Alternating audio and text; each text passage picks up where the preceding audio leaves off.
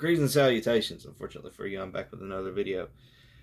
This one is more of kind of like a rant kind of thing from a discussion I had with somebody the other day, featuring, of course, around everybody's favorite role-playing game, Dungeons and Dragons. So, of course, prefacing this by saying I haven't played name brand Dungeons and Dragons in close to a year now with the extinguishing of our 5e campaign that my buddy was running. As a result, that game died, and the only name brand Dungeons and Dragons game that I run anymore would be this. So, that being said,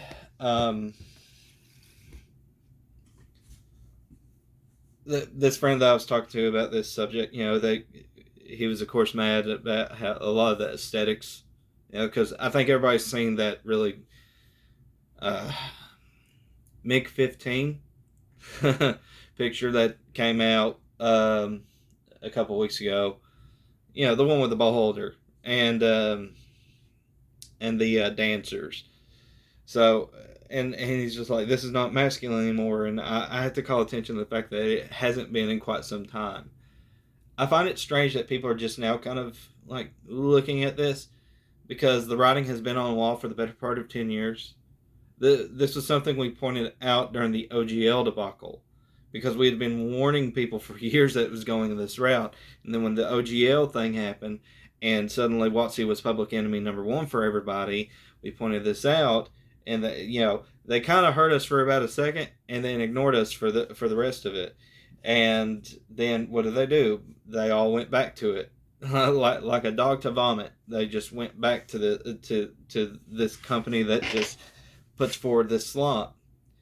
And I had to call attention to the fact that I don't really think it's a problem with Dungeons and Dragons in particular. More of it is a symptom of the disease. What I honestly think, because I'm going to also call to attention another symptom of the disease of a franchise that I really liked and just infamously went downhill, and that is Dragon Age, the video game series. I really loved Origins. Origins, and I don't think any argument is going to be made against me on this, but Origins was the best one. It was very gritty and had it wasn't super low fantasy. It kind of was. It wasn't high fantasy, high magic system like a lot of fantasy ends up being, but it wasn't something like, say, The Witcher. So the series had an underlying dark tone to it. I kind of hesitate to call it grim dark because it doesn't really fit that niche label to me, but it's pretty close, so we'll use it just for the sake of this. The second game was pretty good too. Definitely, I remember playing it at the time.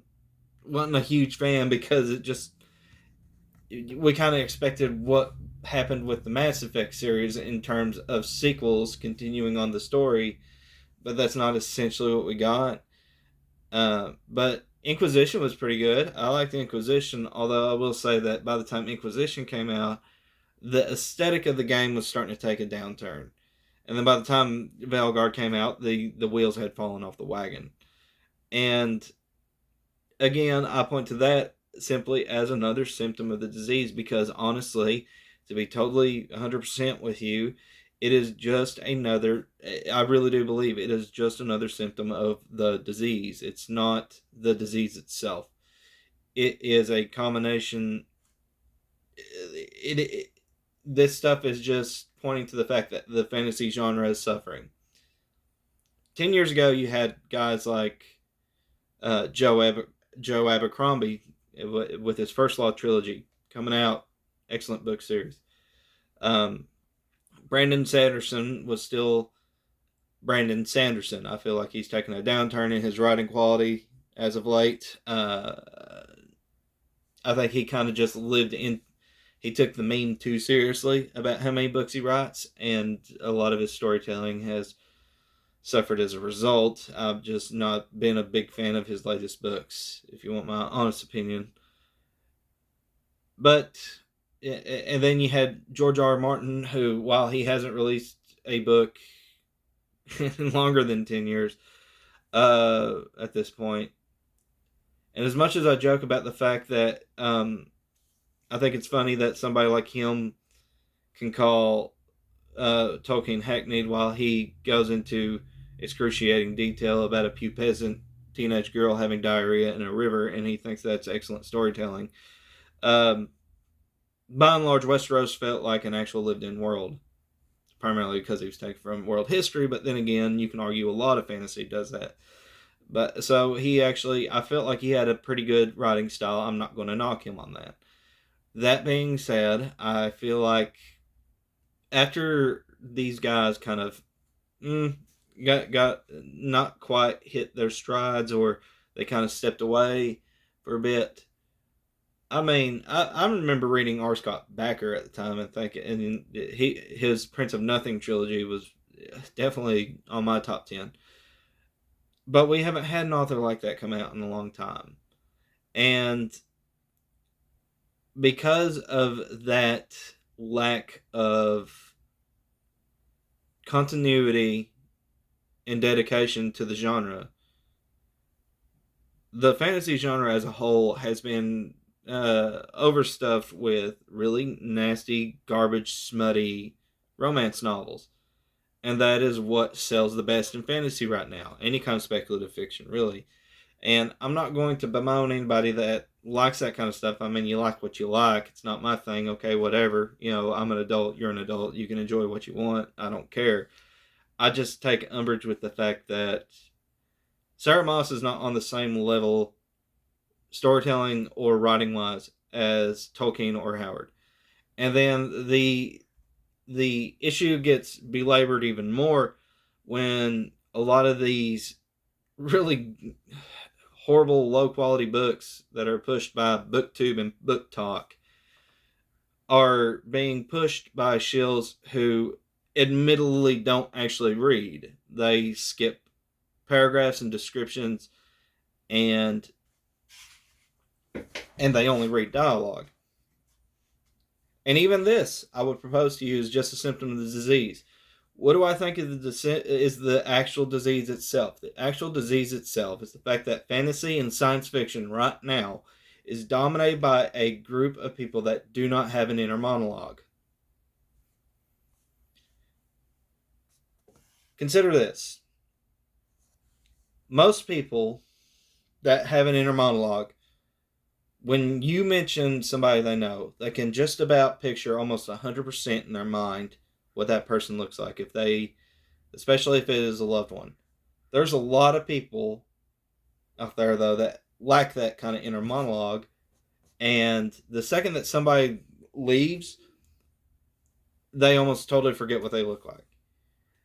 When people wake up in the morning and decide they're going to get dressed, some people don't even think about it. They just get up, go, do it, but most people are going to be like, okay, what do I have any pants clean hung up, or socks that are washed in the drawer?